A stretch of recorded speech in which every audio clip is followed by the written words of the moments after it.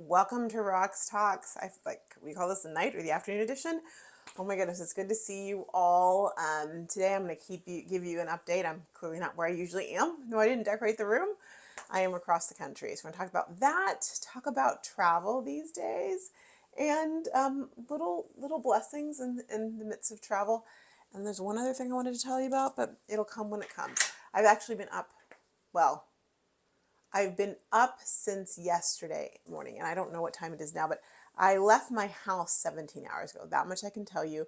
And I had a full day. Let's see, I left the house around 9, and then add 12 to that. So that's what, 32 or 29, and add like 5 more hours.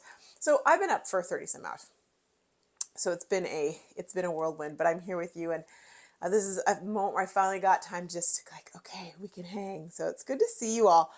We are in the Boston area for my father-in-law's funeral. It's coming up in a few days, and so Scott and I traveled here overnight, and we did the red eye, which I think we might officially be too old for the red eye. Might have gotten there. I usually sleep on planes. I didn't sleep on this one, but I have to tell you, it was a wonderful experience. There were 150 open seats in a plane. And when you think about a plane that's going across country, it's a big one, which meant that we had a whole aisle to ourselves. And the flight attendants were really wonderful because they moved our seat.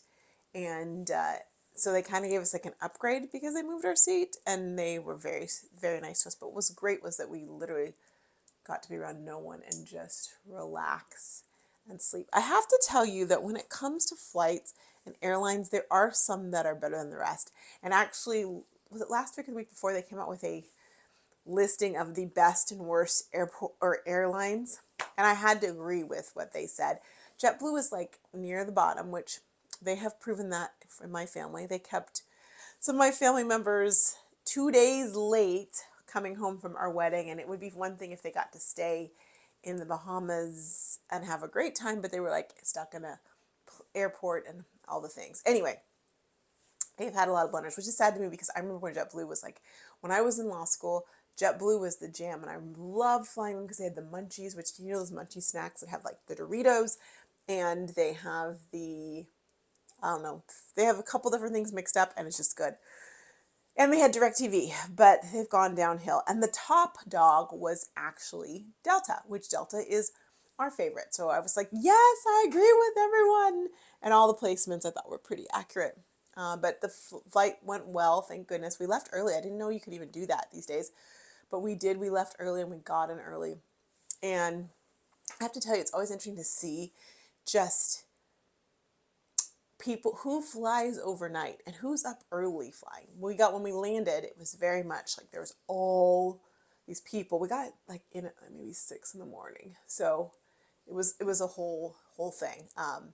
But the airport, of course, was packed of people flying. I always wonder, like, what's your story? Where are you going? Where are you coming from? How are things going? All of that.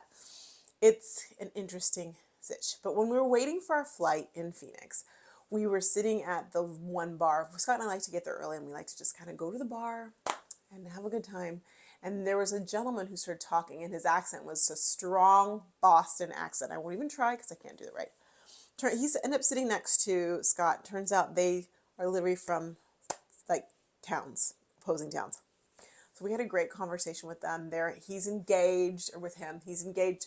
So we talked about that, and we swapped information. And there was another gentleman who was also from the Boston area, and they were all just having this Boston conversation, to the point that when it was time to go, I'm like, we're boarding. Scott stayed back for a good 10 minutes, and I went to the gate. And finally I texted him, I'm like, okay, darling, like they've said all rows, everybody, we gotta go. And then he kind of trotted up here.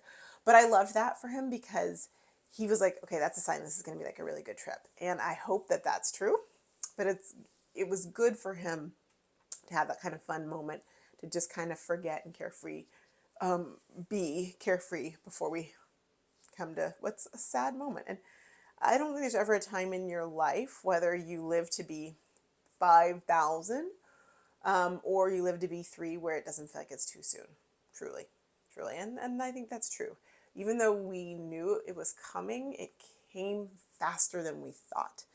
And so it's kind of like a whiplash. So that's a challenge. But today was really special because he took me, he's walking down memory lane. So I got to see some places I'd seen before and some I haven't, just from his childhood that were very important to him, and just hear memories about his dad. So that was a good way to kind of get acclimated into it, because it hit us like a freight train. We're gonna hear when we're here.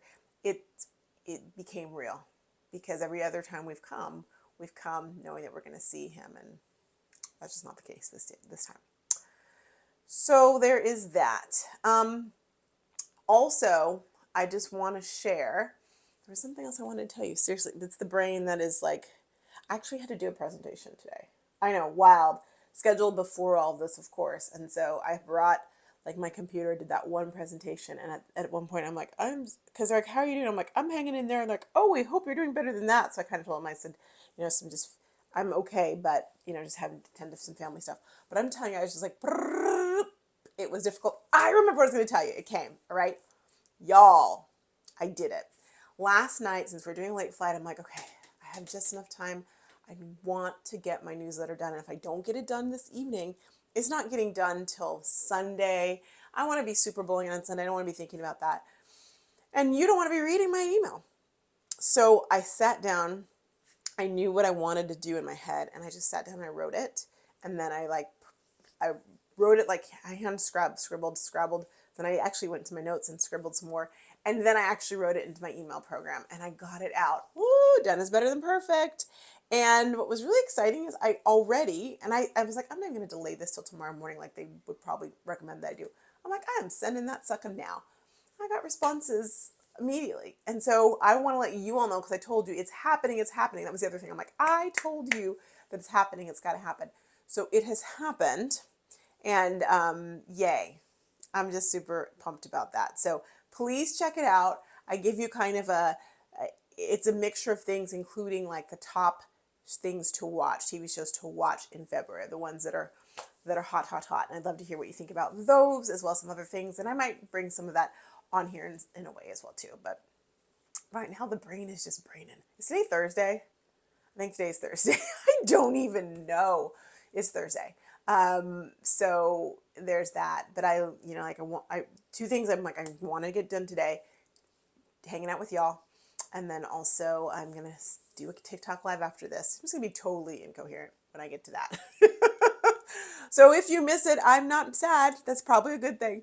Oh my goodness, love that. I don't think there's anything else. I haven't been able to look at what's happening in the news or not happening. I did hear that 2 JetBlue airplanes, things you don't want to hear when you're flying, hit each other. Like they ran into each other, taxiing. What's going on there? And I forgot that when I just telling you about JetBlue in general.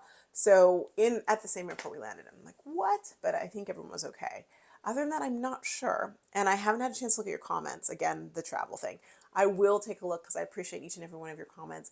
I appreciate you watching. I'm not going to keep you much longer than this. Just know that we're here.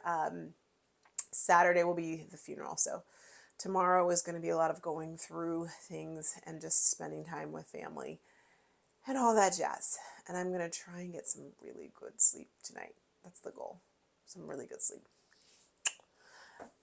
So for you, I hope you're having a great week. Go be great. And I will be I'll be coherent tomorrow, or definitely by Monday. All right, y'all. Thanks for watching. Bye.